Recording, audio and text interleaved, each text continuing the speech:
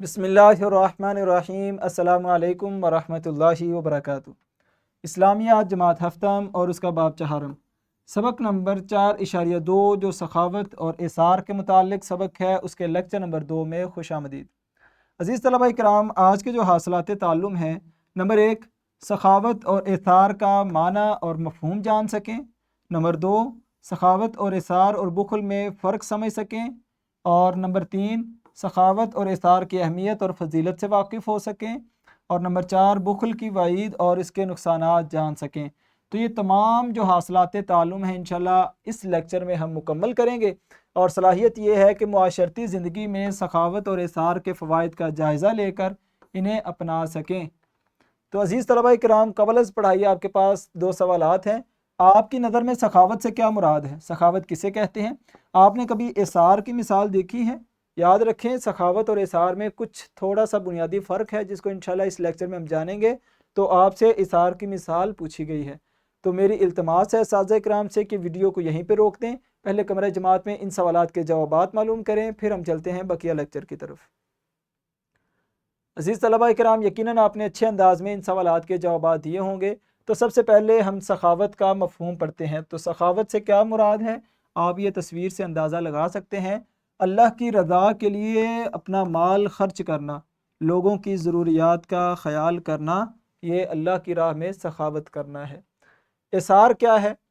اثار یہ کہ اپنی خواہشات پر دوسروں کی ضروریات کو ترجیح دینا، کہ بالفرض یہ قلم ہے اور یہ ایک ہی ہے، لیکن اس کے ضرورت مند 2 لوگ ہیں اور یہ میری ملکیت ہے، لیکن میں اپنی ضرورت کو پس پشت کرتے ہوئے سامنے والے کی ضرورت کو مد نظر رکھتے ہوئے یہ قلم میں اسے فراہم کر دوں، تو یہ کیا ہے؟ اثار ہے۔ اور سخاوت، آپ کے پاس کچھ اضافی ہو، آپ اللہ کی راہ میں خرچ کر رہے ہیں تو اسے سخاوت کہتے ہیں۔ اسی طرح بخل کیا ہے؟ بخل آپ دیکھ سکتے ہیں، تصویر جو ہے وہ آپ کو سمجھا رہی ہے کہ یہ پیسہ ہے اور پیسے کو جو ہے وہ ایک تالا لگایا گیا کہ بخیل انسان ایسے کرتا ہے کہ کنجوس، اور اسی طرح اللہ تعالیٰ کی نعمتیں ہونے کے باوجود اس کو استعمال نہ کرنا اور اللہ کے دیے ہوئے وسائل کو استعمال کرنا، یہ بخیلی ہے۔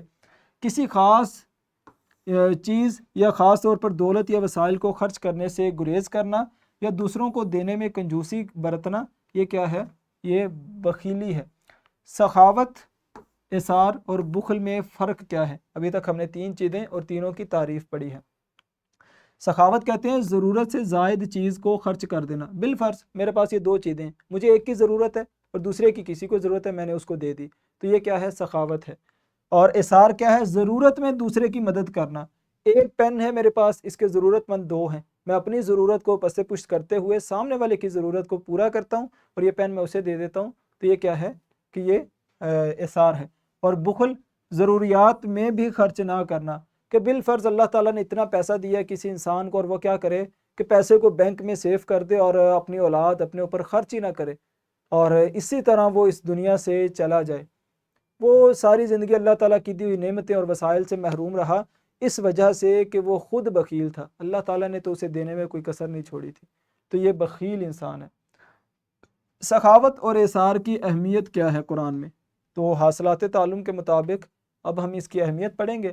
اللہ تعالیٰ قرآن مجید میں فرماتے ہیں کہ مثال، بسم اللہ الرحمن الرحیم، مثال ہے ان لوگوں کی جو خرچ کرتے ہیں اپنا مال اللہ کی راہ میں ایک دانے کی طرح جو 7 بالیاں نکالتا ہے، اور ہر بالی سے آگے 7 کہہ لیں کہ پھر آگے وہ دانے 700 جو ہے وہ دانے نکلتے ہیں۔ بالفرض ہم زمین میں کیا کرتے ہیں؟ ایک دانہ ڈالتے ہیں، وہ دانہ نکلتا ہے اور اسے ایک بالی نکل آتی ہے، ٹھیک ہے، اور اسی طرح ایک بالی میں کہہ لیں کہ 100 دانہ ہوتا ہے، اس طرح کی 7 بالیاں نکالنی ہے جیسے گندم ہوتی ہے، تو گویا کہ ایک دانے سے وہ انہوں نے کتنا کما لیا ایک کسان نے؟ 700۔ تو اللہ تعالیٰ مثال جو ہے وہ اس بندے کی بیان کرتا ہے جو اللہ کی راہ میں ایک دانہ خرچ کرتا ہے، اللہ تعالیٰ کیا کرتے ہیں؟ اس کے ایک دانے کو 700 کے برابر کر دیتے ہیں اور شاید اس سے بھی آگے بڑھا دیتے ہیں۔ اللہ تعالیٰ بڑھاتا ہے جس کے لیے چاہتا ہے، اور اللہ تعالیٰ خوب سننے والا ہے۔ یہ ایک مثال ہے۔ اللہ تعالیٰ فرماتے ہیں کہ لن تنالوا البر حتى تنفقوا مما تحبون، تم اس وقت تک نیکی کو نہیں پہنچ سکتے جب تک تم وہ چیز خرچ کر دو جو تمہیں زیادہ عزیز ہے۔ تو یہ کیا ہے؟ سخاوت کی ایک مثال اللہ تعالیٰ نے بتائی ہے۔ اسی طرح وہ لوگ جنہوں نے جو ہے وہ اپنا ایمان اور اسی طرح گھر کو چھوڑا، اس سے پہلے وہ پسند کرتے ہیں ہجرت کو، اور ولا یجدون فی صدورہم حاجۃ مما اوتوا، اور وہ اپنے دل کو تنگ نہیں محسوس کرتے، ٹھیک ہے۔ تو جو محل شاہد ہے وہ یہ ہے کہ وَيُؤْثِرُونَ عَلَىٰ أَنفُسِهِمْ وَلَوْ كَانَ بِهِمْ خَصَاصَةٌ، کہ وہ دوسروں کو اپنی ضروریات پر ترجیح دیتے ہیں جبکہ انہیں بھی اس چیز کی ضرورت ہوتی ہے۔ یہ واقعہ ہے ایک صحابی کا کہ جس میں اللہ صلی اللہ علیہ وسلم کا مہمان اس کو کھانا کھلانے کا واقعہ بہت مشہور آپ نے سنا ہے کہ انہوں نے کیا کیا، رات کے اندھیرے میں اس دیے کو، اس لالٹین کو بجھا دیا، گھر والوں کو بھوکا سلا دیا، اور وہ اتنا ایک کھانا تھا کہ یا تو گھر والے کھائیں گے یا وہ مہمان کھائے گا، اور انہوں نے گھر والوں کو ایسے ہی سلا دیا اور مہمان کو کھانا کھلایا اور خود کھانا کھانے کی ایکٹنگ کی۔ رسول اللہ صلی اللہ علیہ وسلم کو اللہ تعالیٰ نے وحی کے ذریعے قرآن مجید میں بتا دیا کہ آپ کے صحابی نے یہ واقعہ جو ہے وہ رات کو جو ہے وہ کیا ہے۔ آپ صلی اللہ علیہ وسلم مجلس میں بیٹھے صحابہ کو بتا رہے تھے، اور جب وہ صحابی آئے تو آپ صلی اللہ علیہ وسلم اور صحابہ مسکرانے لگے کہ اللہ تعالیٰ نے اس کے رات کے اندھیرے میں جو کیا گیا عمل، اللہ تعالیٰ نے وہ قرآن مجید بنا کر نازل کر دی ہے کہ کھانے کی ضرورت گھر والوں کو تھی اور مہمان کو تھی، لیکن کھانا محدود تھا، انہوں نے گھر والوں کو چھوڑ دیا اور اللہ کے رسول صلی اللہ علیہ وسلم کے مہمان کو ترجیح دی۔ یہ کہہ لیں کہ صحابہ کی مثال اللہ تعالیٰ نے قرآن مجید میں بیان کی ہے۔ بخل کے نقصانات کیا ہیں؟ سماجی تنہائی، لوگ بخیل شخص سے دور رہتے ہیں، لوگ کہتے ہیں یہ تو ہے ہی بخیل، جو اپنے اوپر نہیں لگاتا ہمارے اوپر کیا خرچ کرے گا، تو لوگ اس سے دور ہو جاتے ہیں۔ اخلاقی پستی، بخل سے خود غرضی اور لالچ بڑھتا ہے، اور خود غرض انسان سے کوئی تعلق نہیں رکھتا۔ اللہ کی ناراضی، بخل کو اللہ جو ہے وہ ناپسند کرتا ہے، اور جب اللہ تعالیٰ نے ہی دیا ہے تو گویا کہ اللہ تعالیٰ کی نعمتوں کو استعمال کر کے اللہ کا شکر ادا کرنا چاہیے۔ اگر ہم اللہ تعالیٰ کی نعمتیں استعمال ہی نہ کریں تو اس کا شکر کیسے کریں گے؟ تو گویا کہ ہم اللہ تعالیٰ کی ہر نعمت کو استعمال کر کے اس کا شکر ادا کریں، اللہ تعالیٰ اس سے خوش ہوتا ہے۔ روحانی سکون کی کمی، بخل دل کو بے سکون کر دیتا ہے، بے چینی، کہہ لیں کہ اس میں سکون رہتا ہی نہیں ہے، بے چین ہوتا ہے وہ انسان، اور ہر ٹائم پیسہ جمع کرتا رہتا ہے، وسائل جمع کرتا ہے، لیکن اس کو استعمال نہیں کرتا۔